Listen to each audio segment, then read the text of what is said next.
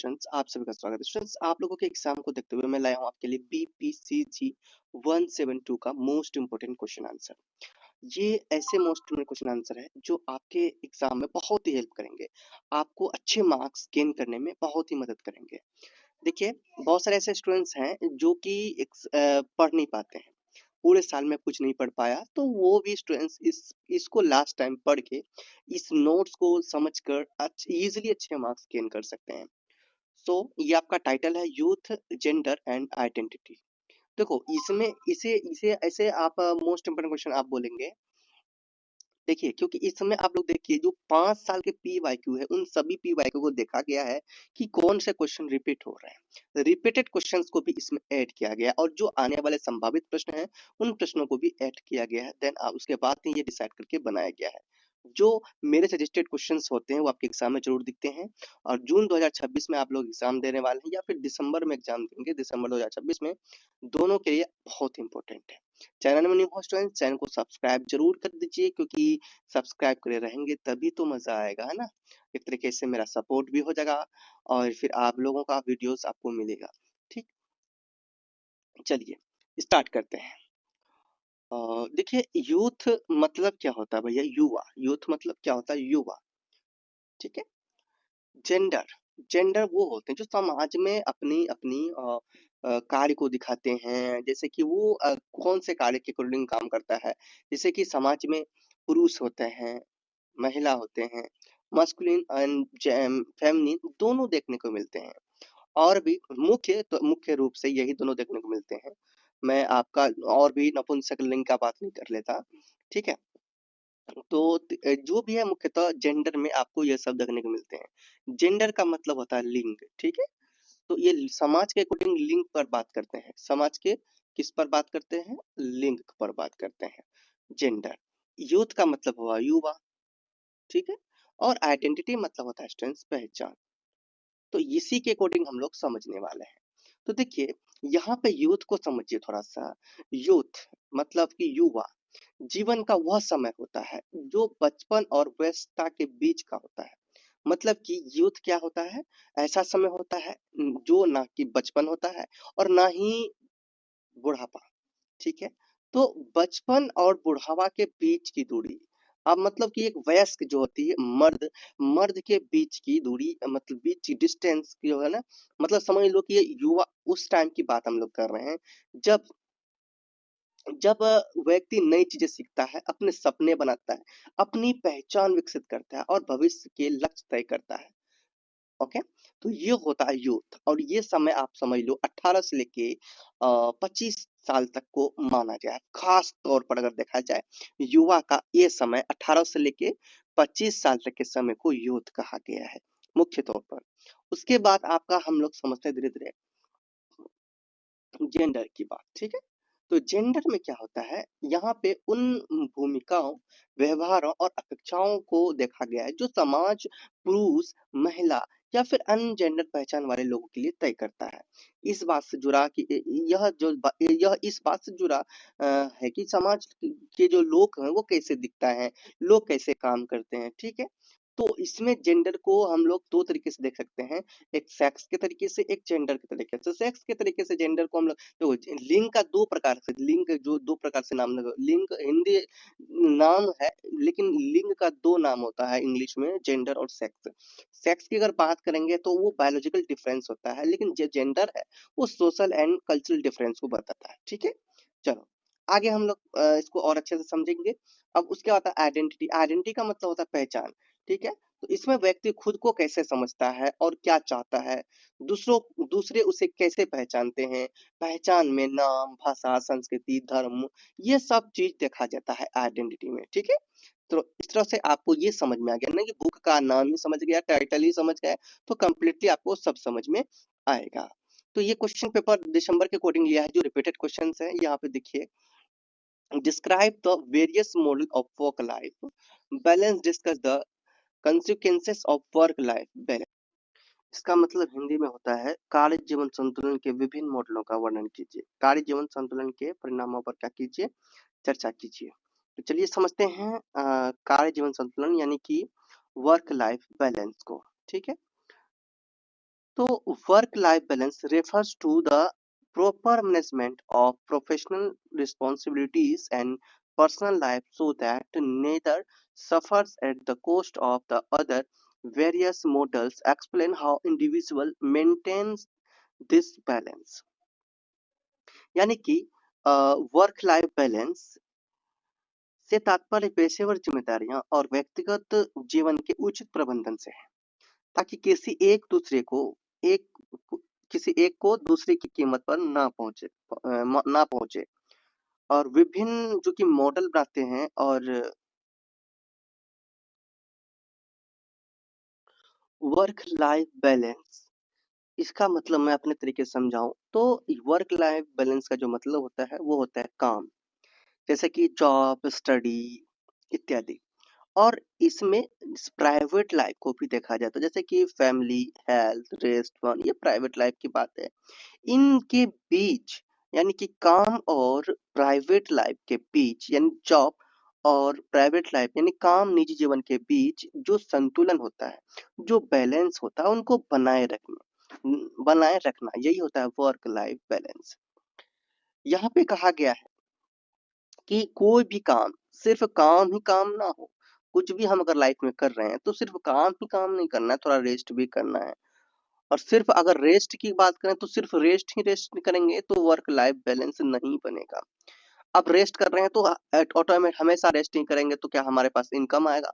क्या हम लाइफ में कुछ कर पाएंगे? नहीं कर पाएंगे। तो ये वर्क लाइफ बैलेंस नहीं कहलाएगा। दोनों को सही समय देना बहुत ही इसमें जरूरी है, तभी ये वर्क लाइफ बैलेंस कहलाएगा। एग्जाम्पल, अगर कोई व्यक्ति समय पर काम करता है, परिवार के साथ समय बिताता है, आराम करता है, अपनी सेहत का ध्यान रखता है, तो वह वर्क लाइफ बैलेंस का ख्याल रखता है। वो एक अच्छा वर्क लाइफ बैलेंस माना जाता है। लेकिन अगर कोई व्यक्ति दिन रात सिर्फ काम ही करे, आराम ना करे, परिवार या स्वास्थ्य का ध्यान ना रखे, तो ये वर्क लाइफ बैलेंस नहीं माना जाता है। इसे वर्क लाइफ बैलेंस नहीं कहा जाएगा और इससे वर्क लाइफ बैलेंस क्या हो जाएंगे? खराब हो जाएंगे। ठीक है, तो समझ में आ गया क्या होता है। सो स्टूडेंट्स, चलिए अब हम लोग समझते हैं models of work life balance. तो जब भी इनका बात होता है models of work life balance का, तो सबसे पहले हम बात करेंगे स्पिलओवर मॉडल का। कौन सा मॉडल? स्पिलओवर मॉडल का। ठीक है, तो स्पिलओवर मॉडल क्या होता है हम यहाँ पर बात करते हैं। स्पिलओवर मॉडल, स्पिलओवर मॉडल, ठीक है, इसका क्या मतलब होता है? तो इस मॉडल के जो अनुसार काम और निजी जीवन, दो चीज देखे थे अभी वर्क लाइफ बैलेंस में, काम और निजी जीवन। तो इस मॉडल के अनुसार काम और निजी जीवन एक दूसरे पर क्या करते हैं? असर डालते हैं। जैसे कि ऑफिस में तनाव होगा तो घर पर भी मूड खराब होगा। समझ में आ गया? ऑफिस में अगर गए काम करने के लिए, अगर आपको बॉस ने डांट दिया या फिर आपने कुछ गलत काम कर दिया जिसकी वजह से आपको डांट सुननी पड़ी, तो यहाँ पे आपका मूड खराब होता है, तनाव हो जाता है, टेंशन होता है काम का, प्रेशर होता है काम का, तो तनाव हो जाता है। जब ये वही तनाव के साथ आप घर आते हैं तो घर में भी आपका ये टेंशन दिमाग में रहता है, जिसके कारण आपका मूड खराब रहता है। अगर ऑफिस में आपको खुशी मिला है, मजा आया है, तो घर पर आने के बाद भी खुशी होगा। तो यही होता है स्पिलओवर मूड। क्या? Spillover mood. अगर इसको अलग से समझे तो एक जगह की भावना दूसरी जगह दिखे, वही होता है स्पिलओवर मॉडल। दूसरा मॉडल की अगर बात करें तो वो होता है सेगमेंटेशन मॉडल। क्या होता है? Segmentation model. तो ये क्या होता है? ये भी वही है, इसमें भी वही होता है, काम और इसमें भी सेगमेंटेशन मॉडल में भी वही होता है, काम और काम और निजी जीवन। ठीक है, काम और निजी जीवन। तो इसमें भी काम और निजी जीवन को फोकस किया गया है। तो काम और निजी जीवन में इसमें क्या बात है भैया? तो यहाँ पे क्या है? काम और निजी जीवन को पूरी तरह से यहाँ पर अलग रखा गया है। मतलब कि अगर कोई काम ऑफिस में है तो ऑफिस तक ही रखेंगे, घर में है तो घर तक ही रखेंगे। तो ऑफिस का काम घर पर ना लाना, यही होता है आपका segmentation model. Work life balance का ये क्या होता है? Segmentation model. आई होप आपको अच्छा से समझ में आता होगा। तो घर की समस्या घर में रहे, ऑफिस की समस्या ऑफिस में रहे। वर्क और लाइफ दोनों अलग-अलग इसमें हिस्सा लेते हैं। समझ में आ गया? उसके बाद हम तीसरा बात करते हैं इसका कंपनसेशन मॉडल की। कंपनसेशन मॉडल, ठीक है, ये कंपनसेशन मॉडल की। तो ये क्या होता है स्टूडेंट्स? अगर व्यक्ति एक जगह खुश नहीं है तो दूसरी जगह खुशी खोजता है। मतलब ऐसा क्या होता है कंपनसेशन मॉडल में कि अगर कोई व्यक्ति एक जगह मतलब ऑफिस में अगर खुशी नहीं है, ऑफिस में अगर मूड खराब हो गया है ना, तो इस मूड को सही करने के लिए कोई अलग जगह ढूंढता है। जैसे कि अपने जीएफ से बात कर लेना, अपने बॉयफ्रेंड से बात कर लिया, दोस्तों से बात कर लिया, ठीक है, जीवन साथी के साथ, लाइफ पार्टनर के साथ एंजॉय कर लिया, वहां का टेंशन वहीं फेंक दिया है। ठीक है, वहाँ का टेंशन वहीं फेंक दिया, ऑफ़िस का टेंशन वहीं ऑफ़िस में फेंक दिया, जॉब का टेंशन जॉब में, मतलब कुछ भी बाहरी काम को बाहर में ही छोड़ दिया, घर का काम को घर, मतलब कि ये नहीं टेंशन रखता मेरे साथ क्या हुआ, नहीं हुआ। तो इसमें और भी अगर बात करें और भी इंटरेस्टिंग इसमें ये है, देखिए यहाँ क्या है कि अगर नौकरी में अगर कोई तनाव है तो उसे भूल कर व्यक्ति परिवार या दोस्तों के साथ समय बिताकर खुशी ढूंढता है। तो यहाँ पे ये ऐसा सिचुएशन आ जाता है, एक जगह की कमी दूसरी जगह पूरा किया जाता है। तो यही होता है कंपनसेशन मॉडल। तो इस तरह से आपको समझ में बहुत अच्छा से आता होगा। और दूसरी इसके बाद हम लोग बात करते हैं स्टूडेंट्स, इसके अलग-अलग मॉडल की बात करें, तो यहाँ consequences of work life balance. तो अब देखिए यहाँ पे consequences को हम लोग देखते हैं, ठीक है? आगे हम लोग क्या देखेंगे, ये तीनों को देख लिए हैं, तो हम लोग consequences को देख लेते हैं थोड़ा-सा। तो consequences का मतलब होता है यहाँ पे परिणाम। तो वर्क लाइफ बैलेंस के परिणाम की अगर बात करें, तो क्या-क्या हो सकते हैं? तो यहाँ पे लिखा है मतलब अपने तरीके से मैं बताता हूँ, चलो, ठीक है? तो अपने तरीके से बताता हूँ। तो वर्क लाइफ बैलेंस का जो व्यक्ति के जीवन पर क्या असर पड़ता है, ये कॉन्सिक्वेंसेस होते हैं वर्क लाइफ बैलेंस के। देखो, इसमें अगर बात करें तो पॉजिटिव सीक्वेंसेस भी देखने को मिलता है। कौन-कौन सीक्वेंसेस? पॉजिटिव सीक्वेंसेस, ठीक है? दूसरा, देखो पॉजिटिव सीक्वेंसेस भी देखने को मिलते हैं। पॉजिटिव सीक्वेंसेस की बात करें,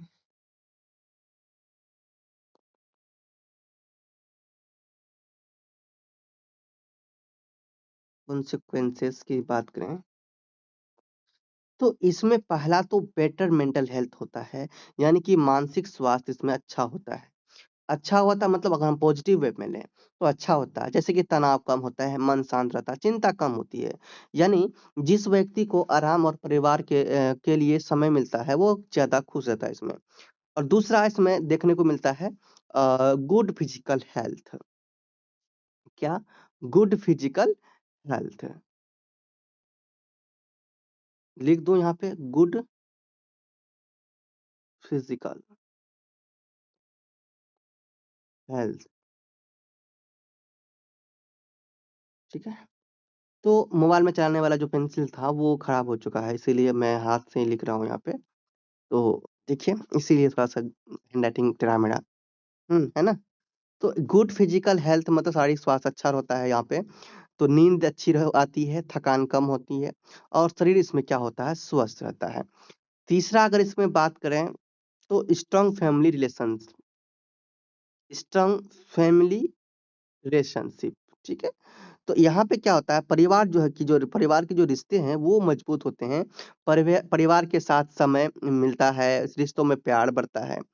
और फिर आगे हम लोग देखेंगे इसमें हायर जॉब सैटिस्फैक्शन, ठीक है?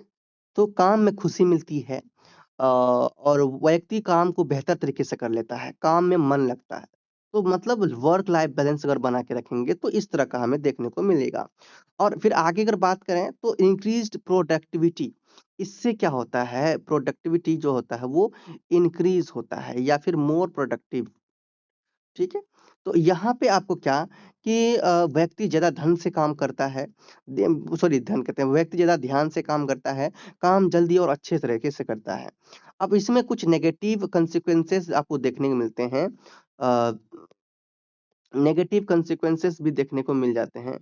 तो नेगेटिव consequences जैसे कि अगर बहुत ज़्यादा काम कर ले, अगर बैलेंस नहीं बना के रखे वर्क लाइफ को, तो फिर यहाँ पे बहुत ज़्यादा काम मतलब तनाव रहेगा, चिंता रहेगा, नींद आएगी, सिर दर्द रहेगा, इस तरह का समस्या, फैमिली में बात सही से नहीं होगी, फैमिली के बीच दूरी आ जाएँगी, इस तरह से आपको देखने को मिलेगा। आई होप आपको वर्क लाइफ बैलेंस समझ में आया होगा और models of work life balance भी समझ में आया होगा बहुत अच्छे से। तो मज़ा आ रहा है तो चैनल को सब्सक्राइब ज़रूर करना और वीडियो को लाइक करके शेयर कर दीजिए ताकि ये वीडियो ज़्यादा से ज़्यादा आगे पहुँचे। क्वेश्चन नंबर आपके सामने 2 है। Explain the concept of aggression and violence. Discuss the factors that determine aggression and violence. मतलब कि आक्रामकता और हिंसा की अवधारणा को क्या करना है? स्पष्ट करना है। ठीक है? तो एग्रीगेशन किसकी एग्रीगेशन एंड वायलेंस को क्या करना है? इनका कॉन्सेप्ट को एक्सप्लेन करना है और फिर यहाँ पे ये कहा जा रहा है कि जो एग्रेशन है और जो वायलेंस है, इनकी हिंसा को निर्धारित करने वाले जो कारक है, उन कारकों पर भी, फैक्टर्स पर भी क्या करना है? चर्चा करना है।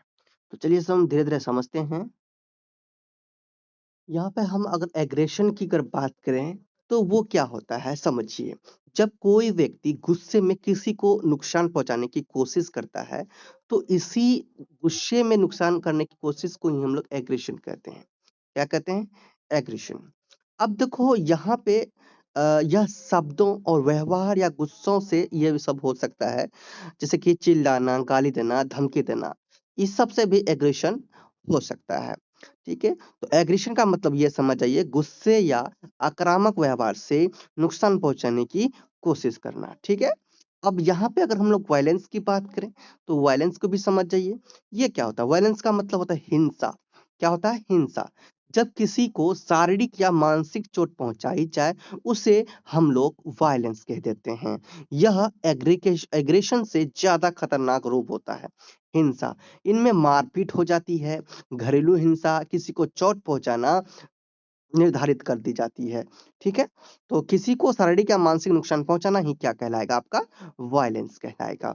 आई होप समझ में आ गया है। इसमें नेक्स्ट क्वेश्चन जो था discuss the factors that determine aggression and violence. तो एग्रेशन एंड वायलेंस को निर्धारित करने वाले कारकों पर क्या करना है? चर्चा करना है। तो इनको निर्धारित करने वाले अगर कारक की बात करें, तो वो आप लोग यहाँ पर समझ सकते हैं। क्वेश्चन के आंसर में ही आगे यहाँ पर दिया हुआ है।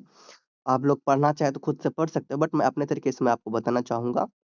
तो ये वे कारण होते हैं जो लोगों में गुस्सा, आक्रामकता यानी कि एग्रेसिव और वायलेंस बढ़ाते हैं। वो क्या है? इनके फैक्टर्स होते हैं। जैसे कि इनमें अगर मेन फैक्टर्स की अगर बात करें, तो वो एंगर होता है। क्या होता है? एंगर यानी कि गुस्सा। तो यहाँ पर क्या है कि अगर कोई व्यक्ति ज़्यादा गुस्सा करे, जब ज़्यादा गुस्सा करे तो वो हिंसक भी बन सकता है। मतलब कि वो वायलेंस का रूप धारण कर सकता है। हिंसा का हिंसा को बढ़ावा दे सकता है। दूसरा है आपका सेकंड अगर मैन्युफैक्चरर्स की बात करें तो फ्रस्ट्रेशन यानी कि निराशा। बार-बार असफल होने के कारण जो व्यक्ति में जो फ्रस्ट्रेशन आता है, वो क्या होता है एग्रेसिव को खा जाता है। ठीक है? तो एग्रेसिव से भी वो हावी हो जाता है। ठीक है? तीसरा अगर इसमें अगर बात करें स्टूडेंट्स वो बात करेंगे फैमिली एनवायरनमेंट का। तो इसमें क्या हो सकता है कि घर में लड़ाई झगड़ा देखने को मिल सकता है और ये हिंसक व्यवहार भी बना सकता है, हिंसक रूप धारण कर सकता है। चौथा इसके अगर फैक्टर्स की बात करें, तो वो फैक्टर्स आप ले सकते हैं स्ट्रेस को। क्या लिख सकते हैं? स्ट्रेस को ले सकते हैं। क्या लिख सकते हैं स्टूडेंट्स? स्ट्रेस को। ठीक है? तो स्ट्रेस क्या है? अधिक तनाव और दबाव भी एग्रीगेशन को क्या करते हैं? बढ़ाते हैं। है ना? और दूसरी बात 5वां हम लेते हैं अल्कोहल और ड्रग्स के नाम। तो अल्कोहल और ड्रग्स भी बहुत बड़ा ये कारण समझा जा सकता है, क्योंकि जो लोग अल्कोहल का यूज़ करते हैं ना, वो अपनी आपा खो देते हैं, अपनी मानसिक बुद्धि को भी खो देते हैं।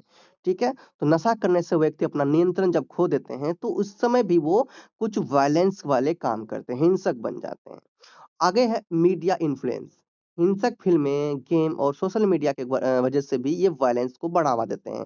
ठीक है, एग्रेशन एंड वायलेंस को क्या करते हैं, बढ़ावा देते हैं। तो ये सब आपके फैक्टर्स हुए। समझ में आ गया। नेक्स्ट क्वेश्चन आपके सामने है, discuss the influence of globalization on youth identity. मतलब वैश्वीकरण का जो है कि यूथ आइडेंटिटी पर पड़ने वाले जो प्रभाव है उन पर क्या करना है, आपको डिस्कस करना है। ठीक है, तो चलिए हम लोग समझते हैं। तो लिखा है, globalisation refers to the increasing interconnectedness of the world through technology, communication, trade and cultural exchange। मतलब कि वैश्वीकरण, ग्लोबलाइजेशन से तात्पर्य टेक्नोलॉजी और कम्युनिकेशन, ट्रेड एंड कल्चरल जो क्या कहते हैं, आदान सांस्कृतिक आदान प्रदान के माध्यम से विश्व के बढ़ते अंतर संबंध से है। किसके? विश्व के ग्लोबलाइजेशन के जो इंटरकनेक्टेडनेस है उनके संबंध से है। और it has significantly influenced the identity of youth by shaping their values, lifestyles and aspirations। It means इनसे युवाओं के मूल्यों, जीवन शैली और आकांक्षाओं को आकार देकर उनकी पहचान को महत्वपूर्ण रूप से प्रभावित किया है। आगे हम लोग समझते हैं।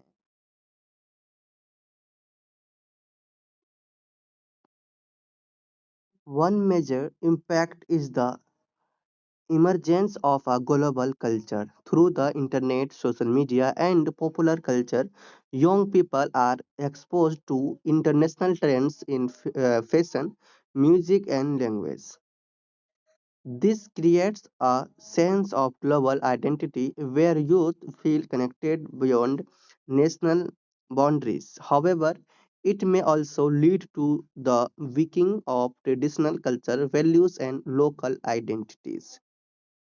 इसका एक प्रमुख प्रभाव वैश्विक संस्कृति का उदय है, जो इंटरनेट, सोशल मीडिया और लोकप्रिय संस्कृति के माध्यम से युवा लोक फैशन, संगीत और भाषा में अंतर्राष्ट्रीय रुझानों से परिचित होते हैं।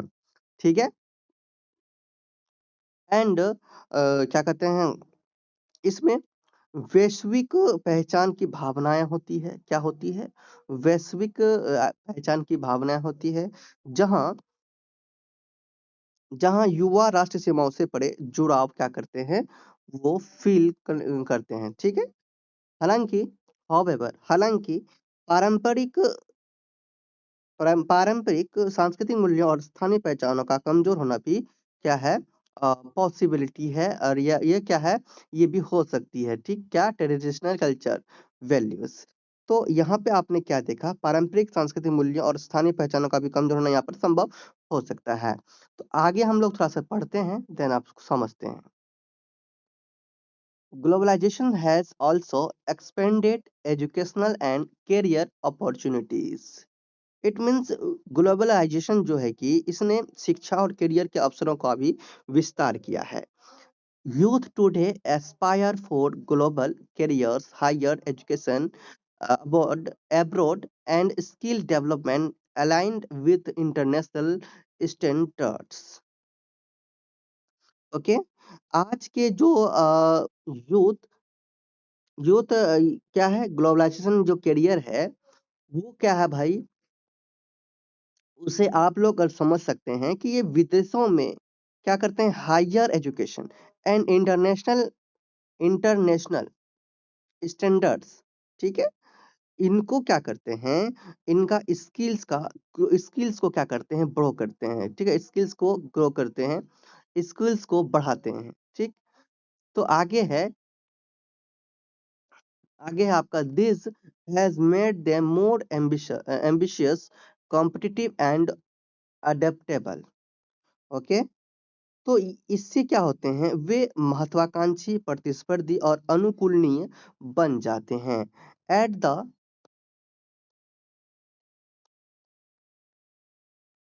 At the same time it can create pressure, stress and identity confusion as they try to balance global expectation with local realities। It means साथ ही क्या है, साथ ही आप ये समझ सकते हैं उन सब पर दबाव, तनाव और पहचान संबंधी भ्रम भी पैदा हो सकती है, क्योंकि वे अ, वैश्विक अपेक्षाओं और उसके स्थानीय वास्तविक, ठीक है, स्थानीय वास्तविक के बीच क्या करते हैं, अपनी पहचान को, ठीक है, पहचान को बनाए रखना, ग्लोबल एक्सपेक्टेशन को बढ़ावा देना, इन सब के संतुलन बैलेंस बनाने का प्रयास करते हैं। ठीक है, तो आंसर थोड़ा बड़ा है। तो इस तरह से हम आपको इसे इजी लैंग्वेज में समझा देते हैं, एक बार फिर से रिवाइज करा देते हैं। तो इस क्वेश्चन के अकॉर्डिंग और बात किया जाए तो ये वैश्वीकरण के अकॉर्डिंग युवाओं के यूथ आइडेंटिटी की पहचान का जो प्रभाव की अगर बात करें तो सबसे पहले हम जीवन शैली में बदलाव को देखेंगे। जो वैश्वीकरण के कारण युवाओं के पहनावे, खान पान और रहन सहन में बदलाव लाते हैं। ठीक है, जैसे कि जो युवा है वो वेस्टर्न फैशन यूज़ करते हैं, फ़ास्ट फूड को अपनाते हैं वेस्टर्न के, मतलब कि अलग-अलग कंट्रीज़ के, चीन के चाइनीज़ फूड को अपनाते हैं, अलग कंट्रीज़ के चीज़ों को अपनाने की कोशिश करते हैं, अलग कंट्रीज़ के कपड़े को अपनाने की कोशिश करते हैं, संस्कृति को अपनाने की कोशिश करते हैं यूथ, ठीक है? सेकंड आता है आपका सोशल मीडिया और इंटरनेट का इफ़ेक्ट। तो इंटरनेट और सोशल मीडिया आज के जो यूथ है, इनकी सोच को क्या करते हैं, सोच एंड बिहेवियर को भी क्या करते हैं, इफेक्ट पहुंचाते हैं। ठीक है, जैसे कि इंस्टाग्राम, यूट्यूब, फेसबुक से एक नई कल्चर, नई ट्रेंड्स का निर्माण हुआ है, नई ट्रेंड्स देखने को मिलता है। जैसे कि इंस्टाग्राम में पूरा वर्ल्ड कनेक्टेड है, वर्ल्ड के अकॉर्डिंग आप वर्ल्ड में आगे क्या हो रहा है, कहाँ किस चीज का सिचुएशन, कहाँ क्या ट्रेंड है, तो इंस्टाग्राम के माध्यम से, फेसबुक और यूट्यूब के माध्यम से देखने को मिलता है। और बात करते हैं तीसरा इसमें, तो वही वो एजुकेशन एंड जॉब को भी देखा जा सकता है। तो यानी कि ग्लोबलाइजेशन की मदद से जो आज के यूथ है, उनको क्या मिलते हैं, जॉब मिलते हैं, अच्छे जॉब मिलते हैं, कमाने का ऑप्शन मिलते हैं, अच्छा उनका करियर भी हो जाता है। ठीक है, इस तरह से हम लोग इसे समझ सकते हैं। आई होप ये क्वेश्चन भी समझ में अच्छा से आ गया होगा। चलिए, वीडियो को रोक कर भी पढ़ लीजिएगा। क्वेश्चन नंबर आपके सामने क्या है, अ, 4 है। इसमें जो राइट शॉर्ट नोट्स है, मतलब टिप्पणी टाइप के जो क्वेश्चंस है, उनको देखेंगे। फीचर्स ऑफ यूथ कल्चर, ठीक है, तो इसका क्या है, इसके बारे में टिप्पणी करना है, शॉर्ट नोट्स लिखना था।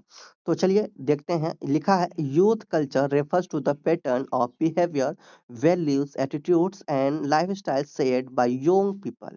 It has several distinct features that differentiate it from other age groups. It means जो यूथ कल्चर है, इनसे तात्पर्य है यूथ द्वारा साझा की गई, शेयर किए गए व्यवहार, मूल्यों, दृष्टिकोण, जीवन शैली, इन सब के स्वरूप से। इसमें जो है कि कई विशिष्ट विशेषताएं भी देखने को मिलते हैं जो अन्य आयु के समूह से अलग होते हैं। मतलब कि जो हायर एजेस हैं, उन एजेस को भी ये अलग करती है।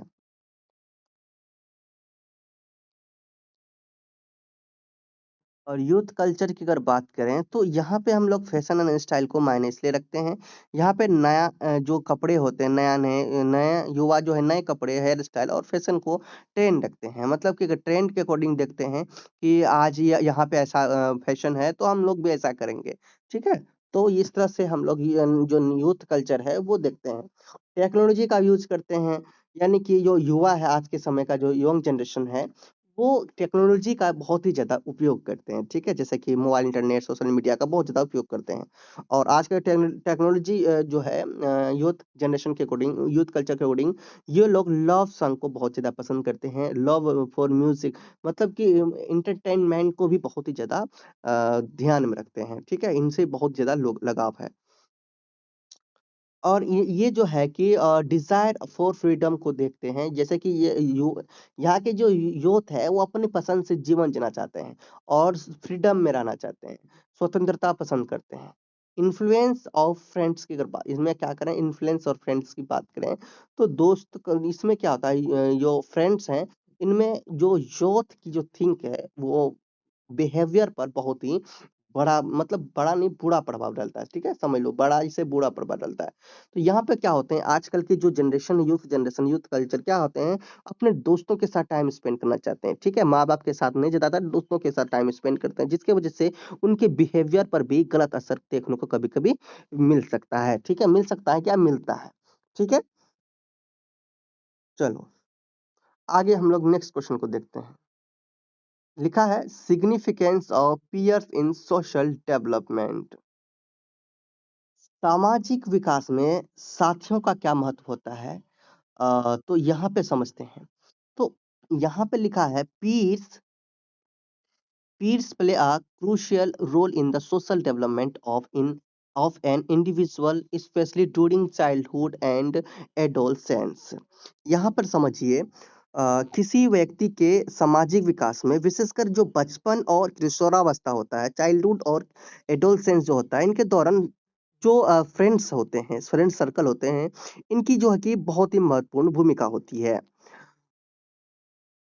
और a peer group consists of individual of similar age, status and interests who interact regularly and influence each other.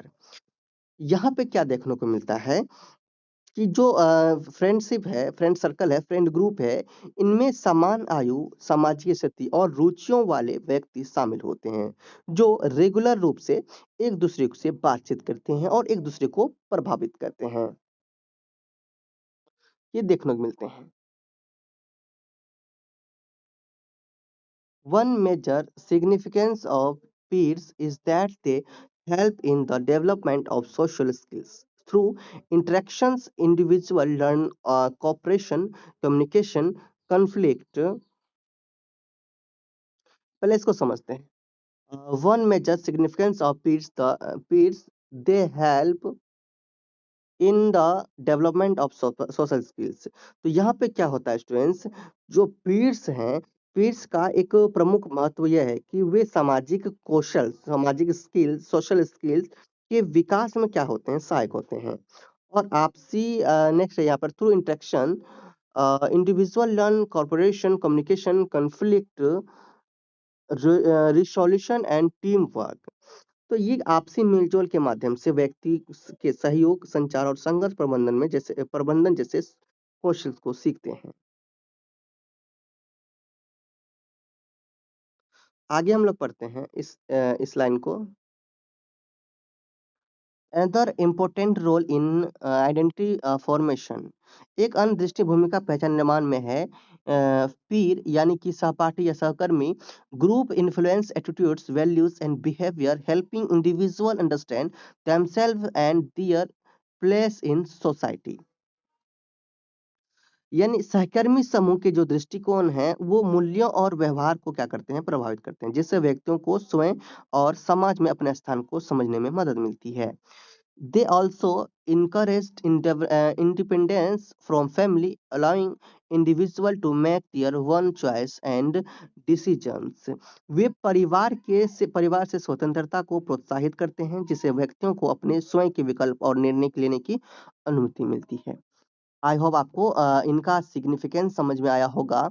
Pirs का सोशल क्या देखने आपने, significance of pirs in social development, समाज के अकॉर्डिंग आपने ये देख लिया होगा कि सामाजिक विकास में साथियों का क्या महत्व है। सो आप लोग नोट्स ले लो, मैं यही कहूंगा, नोट्स ले लो, देन आपको मजा आएगा। चलिए, यहाँ पे सी नंबर देखते हैं। पैटर्न्स ऑफ इंटरजेनरेशनल रिलेशनशिप, मतलब ये अंतर पीढ़ीगत संबंधों के प्रतिरूप, इनको समझना है। Intergenerational relationships refers to the interactions and bonds between different age group, specially between younger and older generation with in families and society. अंतरपीढ़ीगत संबंध विभिन्न आयु समूह के बीच, विशेषकर परिवारों और समाज में यंग, यूथ एंड जो ओल्ड पीढ़ी है, उनके बीच होने वाले अंतःक्रियाओं और बंधनों को क्या करते हैं स्टूडेंट्स, संदर्भित करते हैं। ठीक है, this relationship shows various patterns based on culture, social and economic context. ये संबंध सांस्कृतिक, सामाजिक और आर्थिक संदर्भों के आधार पर विभिन्न प्रकार के स्वरूप दर्शाते हैं।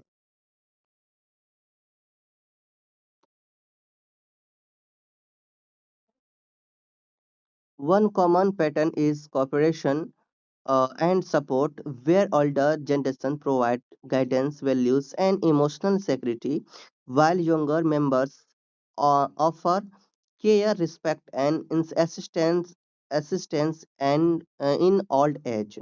एक समान प्रवृत्ति, सहयोग और समर्थन की है। यहाँ पे वरिष्ठ पीढ़ी मार्गदर्शन, मूल्य और भावनात्मक सुरक्षा प्रदान की जाती है, जबकि जो युवा यंग जो मेंबर्स हैं, उन पर बुढ़ापे में देखभाल, सम्मान और सहायता प्रदान करते हैं। ठीक है, वो बुढ़ापों के लिए, है ना? यह अक्सर पारंपरिक संयुक्त परिवार प्रणालियों में देखा जाता है यहाँ पे कि this is often seen traditional joint family system. Another pattern is conflict which arises due to differences in values, beliefs and lifestyles between generations। यह अक्सर पारंपरिक संयुक्त परिवार प्रणालियों में देखा जाता है। दूसरी प्रवृत्ति संघर्ष की अगर है, जो पीढ़ियों के बीच मूल्यों, मान्यता और जीवन शैली में अंतर के कारण उत्पन्न होती है। तो आई होप आपको ये समझ में आया होगा। अब हम लोग नेक्स्ट जाते हैं, नेक्स्ट क्वेश्चन पर। डी नंबर में है family model of psychological interdependence. Interdependence तो डिपेंडेंस है, सॉरी फिर से मैं अगर पढ़ूं एक बार, लिखा है family model of psychological interdependence, मतलब कि मनोवैज्ञानिक अंतर्निर्भरता का पारिवारिक मॉडल। तो इसे भी हम लोग समझने की कोशिश करते हैं। The family model of psychological interdependence refers to pattern of family relationship where members are emotionally connected and supportive of each other while also maintaining a degree of personal autonomy। मनोवैज्ञानिक परस्पर निर्भरता का मॉडल पारिवारिक model पारिवारिक संबंधों के एक ऐसे स्वरूप को संदर्भित करता है जहां सदस्य भावनात्मक रूप से जुड़े होते हैं और एक दूसरे का समर्थन भी करते हैं, साथ ही साथ वह व्यक्तिगत स्वायत्तता का एक स्तर भी बनाए रखते हैं। This model is commonly found in societies undergoing social and economic change where traditional and modern values coexist। यह मॉडल आमतौर पर पाया जाता है कि सामाजिक और आर्थिक बदलावों से गुजर रहे समाज जहां पारंपरिक और आधुनिक मूल्य साथ साथ मौजूद है।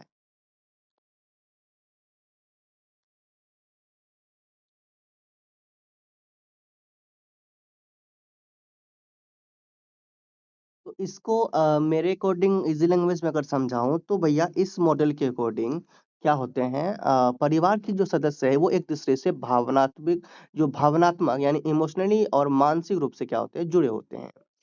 यानी ये समझिए परिवार के जो एक व्यक्ति की खुशी या फिर दुख दूसरे सदस्यों को भी प्रभावित करते हैं। इसे ही हम लोग साइकोलॉजिकल इंटरडिपेंडेंस कहते हैं। तो जैसे कि अगर परिवार में कोई खुश है, बाकी लोग भी इससे क्या होते हैं, खुश होते हैं। मतलब उन पर इंटरडिपेंडेंस है। ठीक है? कोई अगर दुखी है तो उसका पूरा परिवार दुःख महसूस करते हैं। ठीक है? इसका मतलब परिवार के सदस्य एक-दूसरे पर मानसिक और भावनात्मक रूप से भी निर्भर करते हैं। आई होप आपको ये क्वेश्चन भी समझ में आया होगा।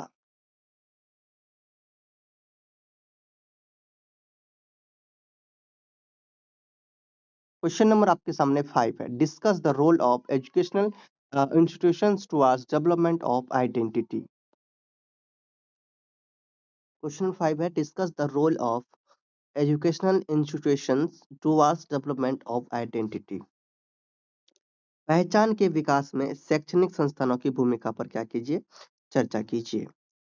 चलो लिखा है यहाँ पे educational institutions play a crucial role in shaping an individual's identity by influencing their knowledge, values, attitudes, and social behavior. Schools, colleges, and universities act as important essence of socialization when individuals learn not only academic subjects but also life skills and social norms. यानी कि शैक्षणिक संस्था व्यक्ति के knowledge, मूल्यों, दृष्टिकोण और सामाजिक व्यवहार को प्रभावित करके उसकी पहचान को आकार देने में बहुत ही महत्वपूर्ण रोल निभाते हैं। स्कूल, कॉलेज और विश्वविद्यालय समाजीकरण के महत्वपूर्ण माध्यम हैं, जहां व्यक्ति न केवल एकेडमिक विषय सब्जेक्ट सीखते हैं बल्कि लाइफ स्किल्स और सोशल नॉर्म्स सामाजिक मानदंड भी सीखते हैं। आगे आगे आप लोग ये पढ़ लीजिए। तो इसको मैं अपने तरीके से अगर समझाऊं, यहाँ पर एजुकेशनल इंस्टीट्यूशंस जो है जैसे कि स्कूल, कॉलेज आदि व्यक्ति की पहचान के विकास में बहुत ही महत्वपूर्ण भूमिका निभाती है। जैसे अगर बात करें ज्ञान और सोच का विकास, शिक्षा से व्यक्ति सही गलत समझता है और अपनी सोच को बनाता है। आत्मविश्वास को बढ़ाना, स्कूल और कॉलेज में कॉलेज बच्चों में आत्मविश्वास और आत्मसम्मान को क्या करते हैं, बढ़ाते हैं। सोशल आइडेंटिफिकेशंस, यहाँ बच्चे अलग अलग लोगों से क्या करते हैं, मिलते हैं। किसमें, सोशल आइडेंटिफिकेशन में। पेंसिल नहीं है तो लिख लिख के करवाता आपको। सोशल आइडेंटिफिकेशन आपका क्या है, सोशल आइडेंटिफिकेशन। इसके क्वेश्चन के अकॉर्डिंग मैं कर रहा हूँ, ठीक है। तो ये यहाँ पर जो कि बच्चे अलग अलग लोगों से मिलते हैं जिससे समाज में रहना सीखते हैं। मूल्य और संस्कार, नेक्स्ट आपका यहाँ पर आता है मूल्य और संस्कार। शिक्षाएं शिक्षा संस्थाएं अनुशासन, सम्मान और जिम्मेदारी जैसे अच्छे मूल्य क्या करती है, सिखाती है। और नेक्स्ट क्या करते हैं, टैलेंट को इम्प्रूव करते हैं। स्पोर्ट्स, जैसे कि स्पोर्ट्स, म्यूजिक, डिबेट और अदर एक्टिविटीज से स्टूडेंट्स अपनी अपनी अलग आइडेंटिटी क्या करते हैं, बनवाते हैं। तो आई होप ये क्वेश्चन भी समझ में आ गए होंगे। चलिए नेक्स्ट क्वेश्चन को देखते हैं। क्वेश्चन नंबर आपके सामने है, question number 6। Critically evaluate the theoretical perspectives on identity। पहचान संबंधी सैद्धांतिक दृष्टिकोणों का आलोचनात्मक मूल्यांकन कीजिए। चलिए इसे समझते हैं। यहाँ पे जो आइडेंटिटी है, उनका मतलब है कि एक पर्सन खुद को कैसे समझता है और सोसाइटी में अपनी पहचान कैसे बनाता है। डिफरेंट थ्योरीज आइडेंटिटी को अलग अलग तरीके से एक्सप्लेन करती है। जैसे कि अगर हम माने इसको कि साइकोलॉजिकल पर्सपेक्टिव के अकॉर्डिंग हम लोग समझें, किसके अकॉर्डिंग, साइकोलॉजिकल पर्सपेक्टिव अकॉर्डिंग समझें, तो ये थ्योरी कहती है कि आइडेंटिटी इंडिविजुअल पर्सनैलिटी और एक्सपीरियंस से बनती है। ठीक है, क्या बनती है, आइडेंटिटी डेवलपमेंट। ओके, उसके बाद दूसरा हम लोग इसमें अगर समझे तो सोशियोलॉजिकल पर्सपेक्टिव्स के अकॉर्डिंग अगर देखें, तो यहाँ पे क्या है, इसके according identity society, family, friends और कल्चर से डेवलप होती है। पर्सन की जो कास्ट, जेंडर, रिलीजन और क्लास भी आइडेंटिटी को क्या करते हैं, अफेक्ट करते हैं। और क्रिटिसिज्म में इसमें देखें तो इसके थ्योरी इंडिविजुअल चॉइस और पर्सनल फीलिंग को क्या करते हैं, कम इंपॉर्टेंस देती है। इसमें आपका नेक्स्ट आ जाता है कल्चरल पर्सपेक्टिव। किस पे, थ्योरेटिकल पर्सपेक्टिव के अकॉर्डिंग अगर आ जाए आइडेंटिफाई करने, तो इसके आइडेंटिफिकेशन में आप देख सकते हैं कल्चरल पर्सपेक्टिव्स को। तो ये पर्सपेक्टिव कहता है कि मीडिया, ग्लोबलाइजेशन और ट्रेडिशंस आइडेंटिटी को क्या करते हैं, शेप करते हैं। इसमें यूथ फैशन, लैंग्वेज और लाइफ स्टाइल से अपनी आइडेंटिटी बनाते हैं। ओके, सो तो हर पर्सन कल्चर को सेम वे में फॉलो नहीं करता है ना। आई होप आपको ये क्वेश्चन भी समझ में आया होगा। क्वेश्चन नंबर हम लोग 7 देते हैं। वैसे देखिए, आप पूरा पढ़ने के बाद अगर कहीं आपको डाउट है, तो ये लास्ट का कंक्लूजन भी आप लोग समझ सकते हैं। कंक्लूजन से पूरा समझ में आ जाता है कि क्वेश्चन में क्या आंसर है। यहाँ पे लिखा हुआ है, no single theory fully explains identity. कोई भी एक सिद्धांत पहचान को पूरी तरह से स्पष्ट नहीं कर सकता। A comprehensive understanding requires integrating psychological, sociological, and cultural perspectives, as identity is a complex and dynamic phenomenon shaped by both individual and social forces. एक व्यापक समझ के लिए मनोवैज्ञानिक, समाजशास्त्री और सांस्कृतिक दृष्टिकोण को एकीकृत करना क्या है, ये आवश्यक है, क्योंकि पहचान एक जटिल और गतिशील घटना है जो क्या करते हैं, व्यक्ति और सामाजिक दोनों शक्तियों द्वारा क्या होती है, आकार लेती है। ओके, तो समझ में आ गया। अब द क्वेश्चन नंबर आपके सामने है 7। Discuss the emotional and social development during adolescence. किशोरावस्था के दौरान होने वाले भावनात्मक और सामाजिक विकास पर क्या कीजिए, चर्चा कीजिए।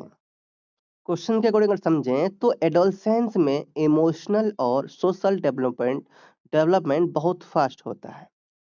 इस स्टेज में जो है कि टीन एजर्स जो होते हैं उनके इमोशंस जल्दी चेंज होते हैं, जिससे कभी हैप्पीनेस, एक्साइटमेंट और कभी स्ट्रेस या फिर कंफ्यूजन फील होता है। उनमें सेल्फ कॉन्फिडेंस और सेल्फ आइडेंटिफाई डेवलप होने लगती है। साथ ही फ्रेंड्स और पीर यानी कि जो सहपाठी है उनके ग्रुप का इन्फ्लुएंस भी बहुत बढ़ जाता है, और वह फैमिली से ज्यादा अपने फ्रेंड्स को क्या करते हैं, चूज करते हैं, उनको क्लोज फील कर लेते हैं। ठीक है, तो socially adolescence communication skills, corporation और रिलेशनशिप्स बनाना सीखते हैं, और इस पीरियड में इंडिपेंडेंस की जो फीलिंग है वो भी डेवलप होती है, और वो सोसाइटी में भी अपनी अलग आइडेंटिटी बनाना क्या करते हैं, वो चाहते हैं। सो यही है आपका यहाँ पर। बाकी आप लोग इसको पढ़ेंगे तो समझ में अच्छा से और भी आ जाएगा। ठीक है, इसमें थोड़ा मैंने क्वेश्चन के अकॉर्डिंग लॉन्ग दिया है यहाँ पे। चलो, ये आपका जून 2023 का था। उसके बाद है जून 2024। नेक्स्ट वीडियो में जून 2024 को हम लोग कवर करेंगे। तो तब तक आप लोग जुड़े रहिए। ये आपका पार्ट 1 है। चैनल को सब्सक्राइब नहीं किए, चैनल को सब्सक्राइब कर लीजिए। मिलते हैं नेक्स्ट वीडियो में। बाय।